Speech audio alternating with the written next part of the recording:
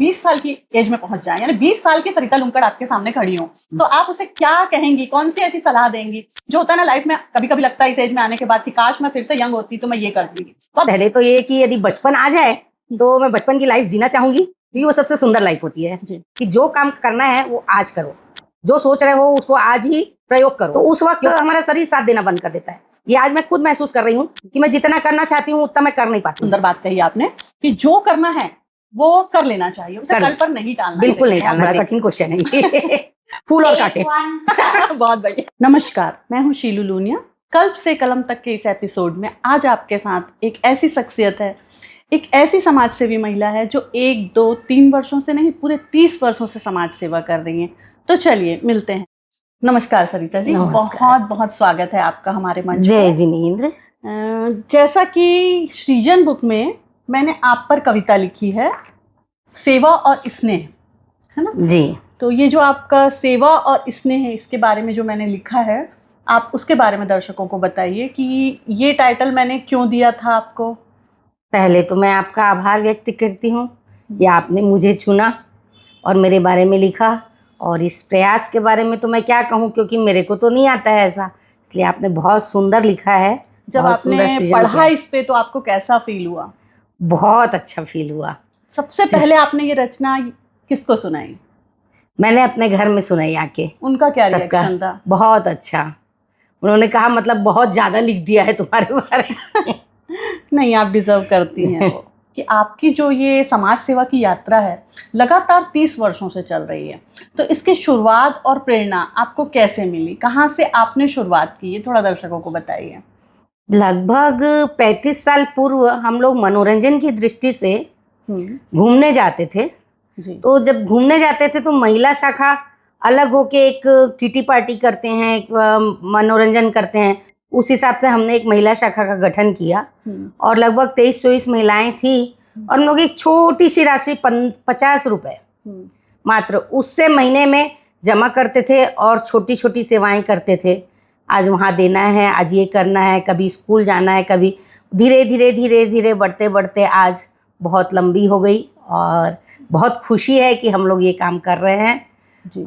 और सभी लोग हमारा सहयोग कर रहे हैं, पूरे मंडल में सभी लेडीज़ लोग बराबर सहयोग। अच्छा, ऐसी कोई इन 30 सालों में ऐसी कोई घटना है जिसने आपको एकदम, यानी उस घटना ने ही आपको और प्रेरणा दी कि नहीं मैं ये जो कर रही हूँ मुझे और करना है और अच्छे से करना है? ऐसी कोई घटना आपको याद है?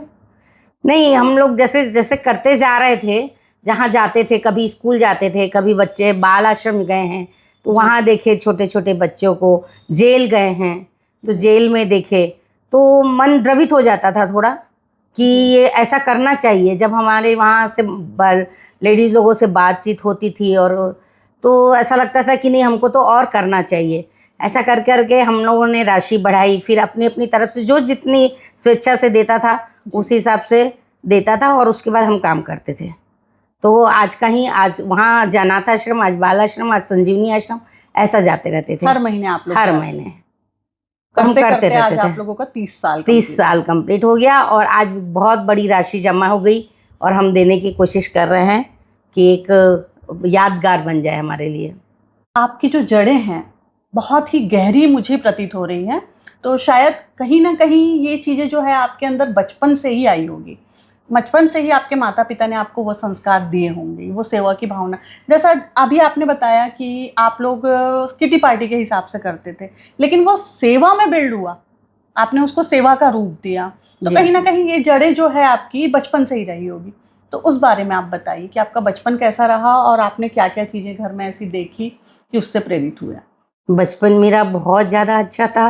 मेरी दादी जी पढ़ाती थी, शिक्षिका थी जी, एक गाँव में, राजस्थान के जोधपुर ज़िले में लोहावट गांव में थी, वो पढ़ाती थी, और उन्होंने बचपन से हमें धार्मिक संस्कार दिए। धार्मिक तो ये संस्कार मतलब हमारे शुरू से थे, और फिर गुरु तो थे ही मनोहर सिंह जी महाराज साहब, तो ये संस्कार हमें शुरू से मिले। मेरे पिता बहुत कुछ करना चाहते थे, तो उनसे देख देख के, हालांकि वो जिम्मेदारियों के प्रति इतना ज़्यादा वो हो गए थे कि नहीं कर पाए जितना सोचे थे, लेकिन बहुत कुछ करते थे। उनको देख के हमको मतलब लगा कि करना चाहिए। उस समय से, बचपन से ही बचपन से था। है ना। अभी आप लोग जो हैं आश्रम के लिए भी बहुत बहुत कुछ कर रहे हैं, एक बड़ी राशि आप लोगों ने देने का निर्णय लिया है। और क्योंकि जैसा कि सभी जानते हैं, आश्रम का नाम जो है मनोहर जीवन कल्याण वृद्ध निवास है, जो कि गुरुवर्या जी के नाम से है। तो आप गुरुवर्या जी का जो सेंटेंस एक था जो उन्होंने बोला था, कम खाओ गम खाओ नम जाओ, तो उसके बारे में आप कुछ संक्षिप्त में दर्शकों को बताइए कि ये क्या है। आज के समय में मुझे नहीं लगता कि कोई गम खाने वाले व्यक्ति होते हैं।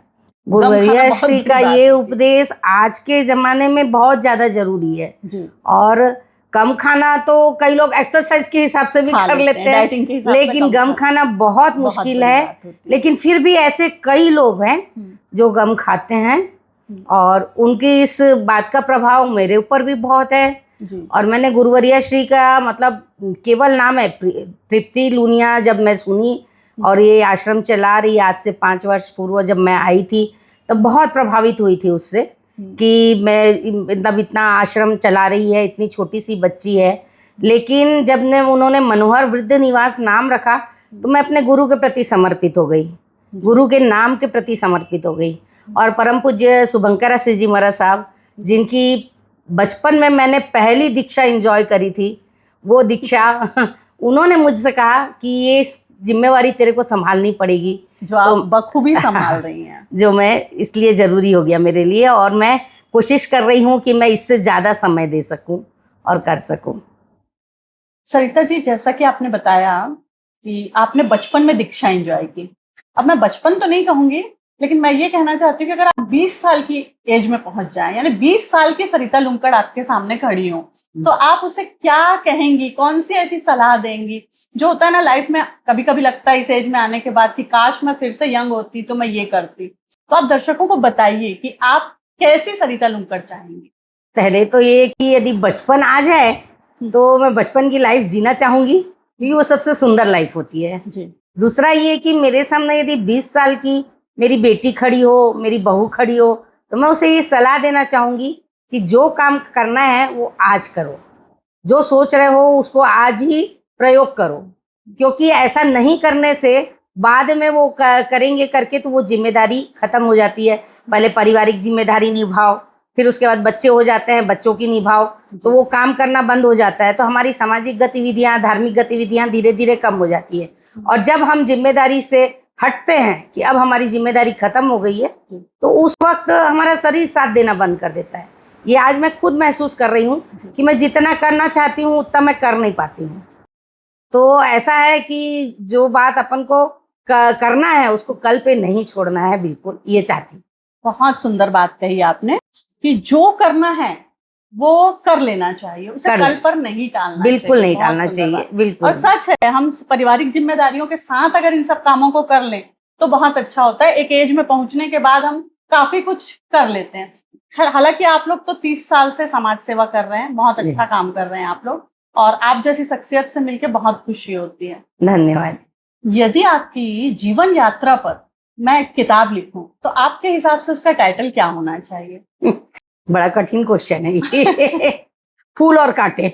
बहुत बढ़िया। सभी की लाइफ में फूल और कांटे दोनों जरूरी है, और जहाँ फूल रहेंगे वहाँ कांटे रहेंगे, क्योंकि केवल फूल ही फूल तो नहीं होते हैं। प्रयास करेंगे, जरूरी है।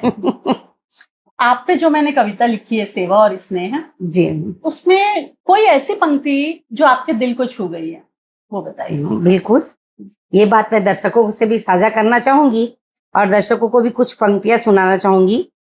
30 बरस के से सेवा की मैंने पूजा माना, छोटे छोटे कर्मों से सजाई अपनी राह, कभी बाल आश्रम में बांटी किताबें, कभी भूखों को खिलाया भोजन, जीवन का हर क्षण को प्रेरणा का प्रकाश, सेवा, प्यार और परिवार, यही मेरी पहचान, यही मेरा संसार। बहुत बढ़िया।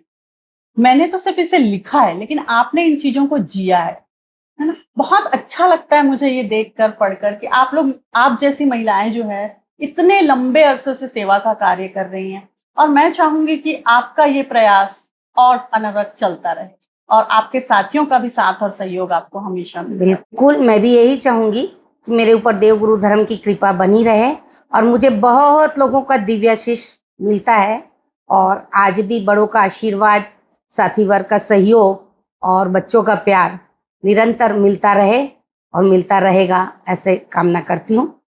और मैं ये इस पथ पे चलती रहूं बस। आज जिस प्रभावशाली समाज सेवी महिला से हम मिले और जाना कि गुरु माँ का मंत्र कम खाओ गम खाओ नम जाओ, आप सभी को कैसा लगा कमेंट बॉक्स में जरूर लिखें। धन्यवाद।